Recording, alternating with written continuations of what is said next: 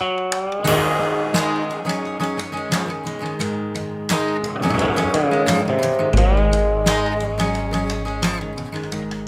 welcome to the Mouse and Men, where we explore the grown-up side of Disney. As coronavirus still kind of has most places shut down, we're taking a virtual tour through Epcot's World Showcase. Here with me today is my co-host, Chris Murphy. Chris, how you doing? I'm good, man. You know, it's one of those things where it's just the way life is in 2020, but it sure does make me miss being down at Disney outside of Orlando, Florida. Um, we had such a blast last year. And so thinking about showing this tour around the world at Epcot and all the pavilions has been a lot of fun just because we can't get down there right now in the way that we would like to.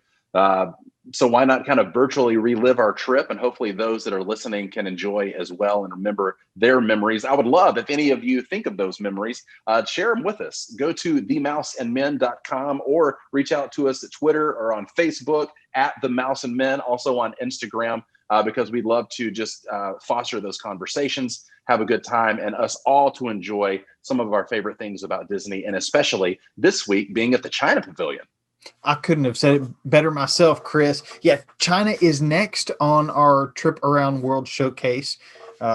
We go get a couple drinks, take a quick look around, but we're trying to hit all 11 pavilions in one day, and we kind of start running out of time. So we'll do our best to give you our thoughts on the China Pavilion with the time that we had there in our trip just about a year ago. You know, it's funny. You and I were talking there and realizing that leaving the Germany Pavilion and working our way, and again, kind of going counterclockwise around the World Showcase Lagoon and enjoying every pavilion as much as we can. But it was really when we hit this pavilion at China where we were like, oh no, we are at 9 of 11. And if we don't go now, we're going to run out of time. So we really had to put the pedal to the metal here, but we still were able to take a big, deep breath and enjoy the sights and the sounds and some of the drinks there at the China Pavilion. So I really enjoyed this pavilion. I think it's so beautiful that all the architecture and I felt immersed in that land. Absolutely. Well, let's start with my virtual background. If you're watching on YouTube, you see it. If you're listening to our podcast, go check out our videos on YouTube as well, because I try to bring a little bit of the Disney magic to our podcast with these virtual backgrounds, just having fun with it. This is the entrance to the China Pavilion, and it's this big, ornate, very colorful archway that, Chris, you told me is modeled off after the Temple of Heaven in Beijing. Yeah. But I love it because of the bright colors. It's this, it's almost like a Chinese, or maybe the St. Louis Arch is like the American version of this. But it's a gateway into the China Pavilion, just like St. Louis has the gateway to the west. But this pavilion, I just love all the bright colors. I love bright colors. The ornate, the Notre Dame in France has gargoyles and just that. I can't remember what type of architecture that is, but this has kind of their Chinese version of animals and stuff that's representing different things. Incorporated. I could be wrong, but it's maybe Gothic architecture there in France and the Notre Dame Cathedral. But yeah, I agree. I remember you and I standing back. We kind of just took in the China Pavilion before we actually walked through that gateway there, that archway, and just kind of took it all in. And then you started pointing out that, like, again, if you're on YouTube, you can see this, but on the podcast, on top of the archway, there are all of these little intricate characters and things that you can like just spend a lot of time just figuring out what those little things are up there, but so much detail. And again, they didn't have to go through this detail if they didn't want to, because this is off in the distance. You know, there's so many bright colors and things to observe and to soak in anyway. You wouldn't have to go through all of that detail, but because they did, it made that experience that much more enjoyable to just sit there for a little bit and try to figure out what all of the characters and the things were on top of those archways. Yeah, it's something that I love about these pavilions, and what I understand from seeing pictures from these places is a lot of other countries make art pieces out of their buildings. I don't know that that's. I mean, it's kind of a novel thing to do that here in the United States, but you see classic China architecture. It happened in Japan as well. But even Germany, there's just their buildings are a work of art, and I love that about the China Pavilion. There are a couple there's the main attraction is Reflections of China, which is a 360-degree film. So you can sit there, and it's a movie that goes all the way around this circular room, which is cool because you can sit there and look around China. But also, it is. Go ahead. No, I think that it's great the way that they do that. I know that at the Canada Pavilion and maybe one more pavilion, they do the Circle Vision 360. But to feel like you're immersed in that world for the duration of the film is it's a lot of fun.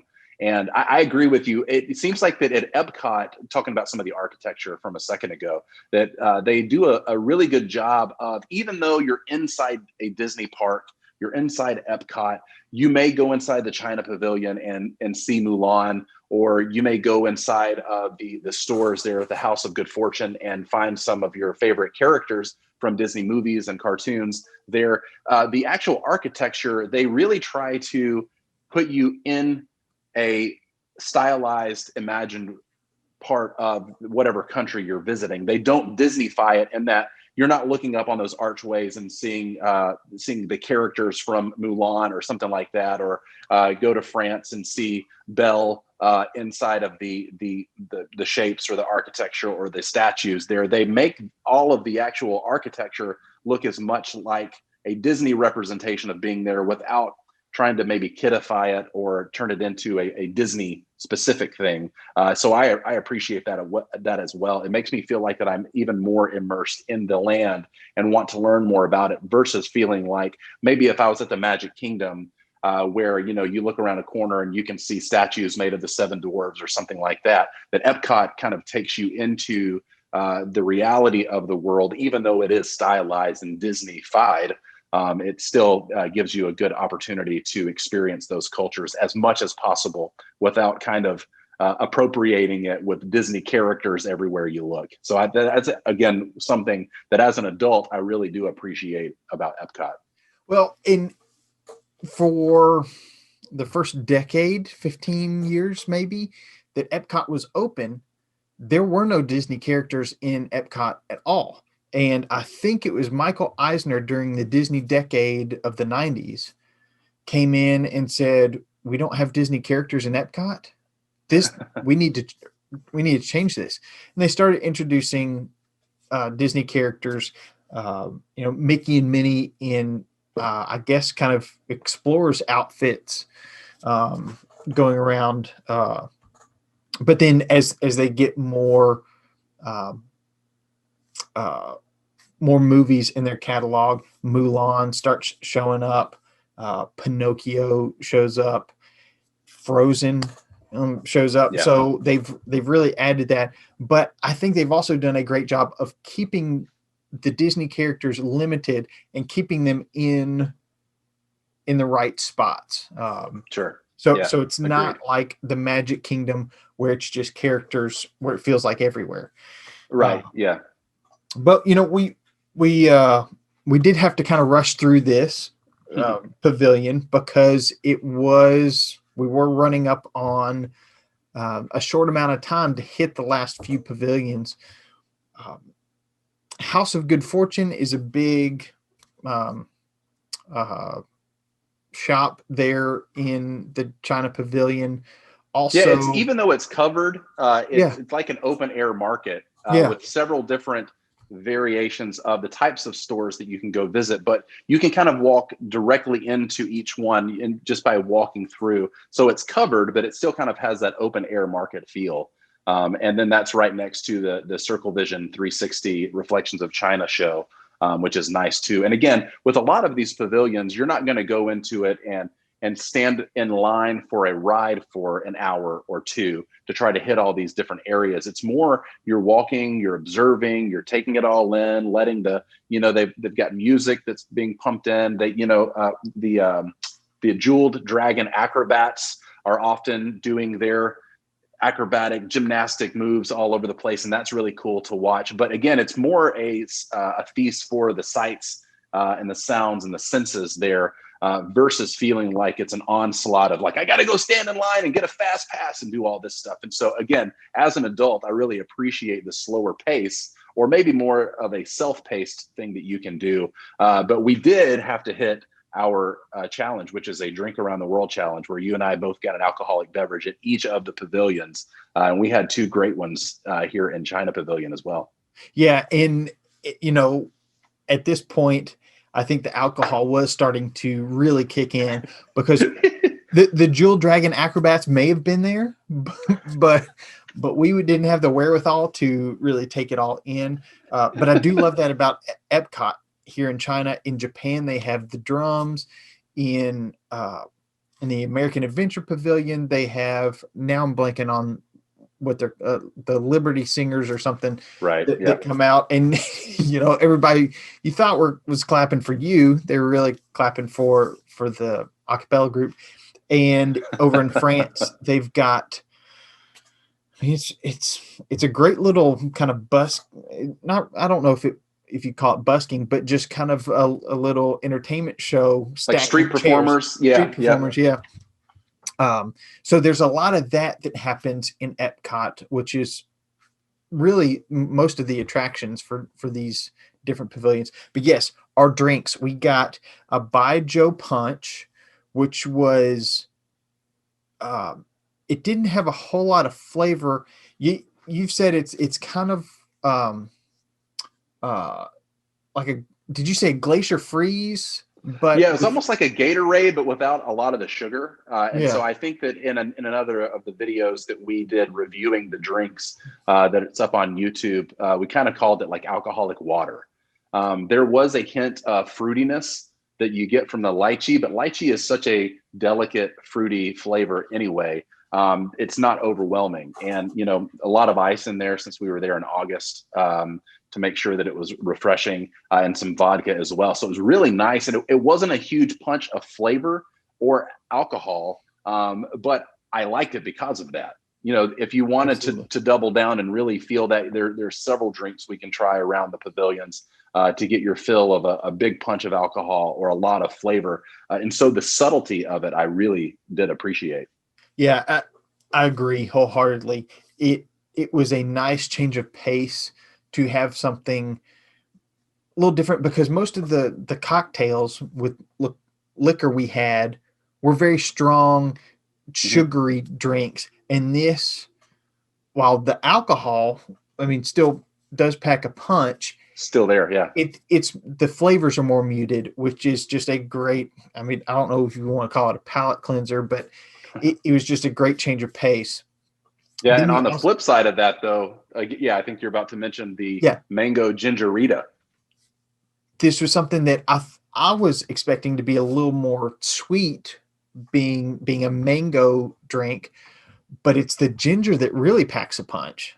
So it's a little sweet, and then the ginger kicks in, and unlike anything else that we've tasted, I've got to say that I think so far on our journey around World Showcase, China's beverage selections may be my favorite, just because they're so different from everything else. Everything else is a lighter beer. We got a Pilsner and a Hefeweizen in Germany, just one stop back. But other than that, it's a lot of lagers and a lot of really sugary, strong cocktails. Yeah. This was different. The ginger is such a different flavor from all the sugary, sweet stuff we've had before.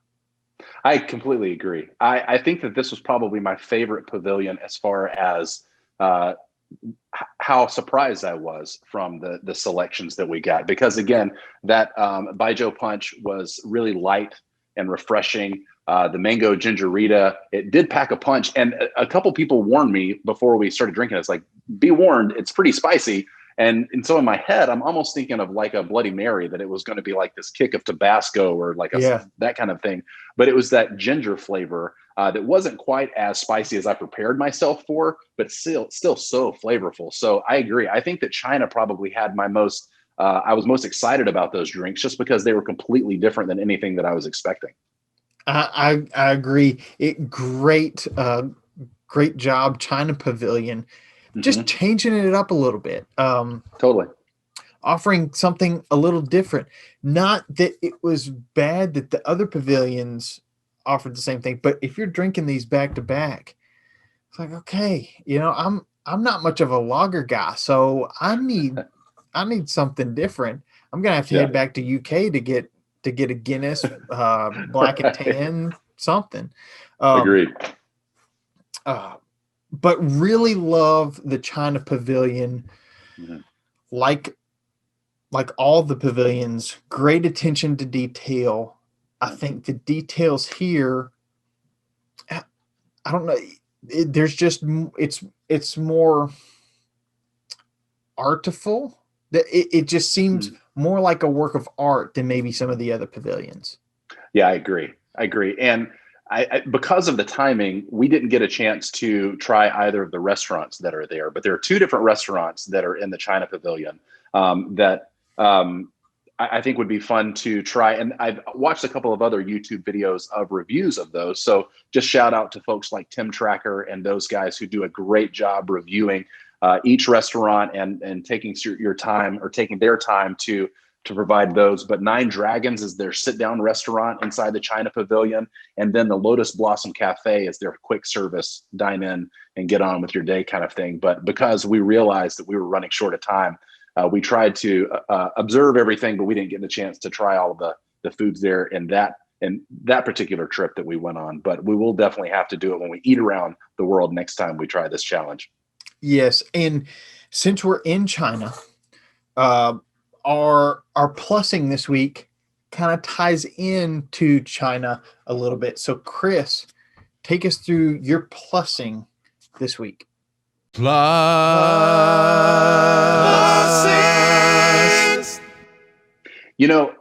We found such a treasure trove inside the new Disney Plus service that you can, the on-demand TV experience of Disney Plus. And one of the things that really drew me in when they launched several months back was a show called The Imagineering Story. It's a 6-part series that you and I both ate up, and we're texting back and forth a lot while we were watching it. It's so phenomenal. It tells the stories of all 12 of the current Disney parks around the world, and how the Imagineers came up with all of these amazing ideas that have now entertained generations of people at this point. But the 6th episode, the final episode, is dedicated to when they're opening up Shanghai Disneyland and all of the interesting things that they had to do from a cultural perspective of trying to honor the culture of China, but then also make something that's really specifically Disney. And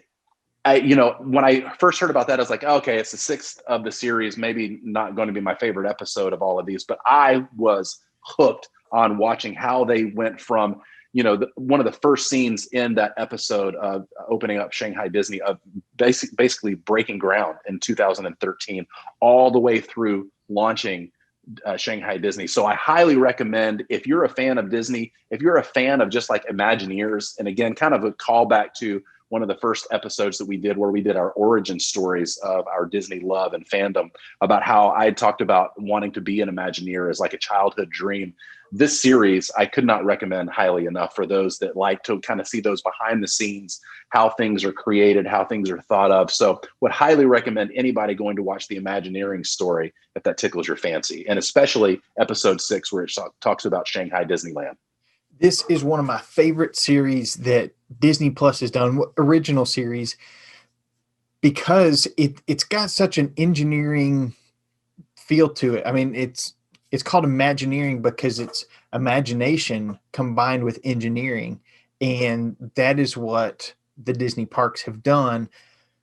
Disneyland, the original theme park that Disney did, is very much mirrored but expanded upon in the Magic Kingdom. Yeah. But other than that, they've kind of said, hey, whenever we open a new park, it's going to be a blank canvas, reimagine it from the ground up. So there are things like, Pirates of the Caribbean is very similar between Disneyland and Disney World, but if they put Pirates of the Caribbean in a different park, they change it. They make it different. And so I love that they start from scratch, because it's a different product, and we're not going to try to take things that just fit American culture and plop them in the middle of Beijing, China, or Shanghai, or where they've got Hong Kong, Paris. They change it up based on the location. So I love that, and we've given a couple of recommendations from Disney Plus, because let's be honest, a lot of us are stuck at home watching Netflix. We've got Disney Plus because the kids wanted it. Hulu, who knows what, all the other different streaming services, HBO Go, HBO Now, whatever it is. My wife likes to joke that because of the pandemic and all of us being home, that we have basically gotten to the end of Netflix. Like we watched so much stuff. So it's been nice to have something like Disney Plus to add in to see some of the Disney side of the TV viewing experiences that we can do to try to relax and to hunker down while we get through this pandemic, all as a nation, as a world, as a culture, everything. And so it's been so nice. And again, I think that one last episode of the Imagineering story, when they're talking about how they built the Tron ride, was like, it made me want to get on a flight and go on to the other side of the world just to ride that ride. And so now that I heard that they're putting in a Tron ride very similar to the one that's there into the Magic Kingdom, man, this is exciting. So I'm glad to get back out there when we can, and we'll do it safely. But until then, we'll keep virtually touring around the times that you and I've spent trying to drink around the world last year. Absolutely. So be a part of the conversation. Let us know, have you been to any of these overseas parks? Hit us up on social media at the Mouse and Men on Facebook, Instagram, Twitter. You can also leave comments on our YouTube videos. Let us know what you like about the China Pavilion in the comments on this video. Let us know if you've tried the Mango Gingerita or the BaiJoe Punch. You can also go to themouseandmen.com and sign up to be one of the first to receive our top 10 things to do for adults in Walt Disney World. So be sure to sign up for that as well. Yeah. I love the China Pavilion. I love the Imagineering story. I need to go watch it again because it's been 10 months since I've seen it, and I love all that behind the scenes stuff. Yeah. But it would be best if I had a Mango Gingerita in my hand while I was watching it. I'll bring one over and we can watch it together. Let's do it. Or, just get Uber Eats to deliver it or something. There's a new group watch feature on Disney Plus. Where we could watch it at the same time and chat back and forth about it. So we may just have to try that out with our Mango Gingeritas. Well said. But Chris, until next week when we visit Norway, I just want to say, don't grow up too fast. But keep exploring.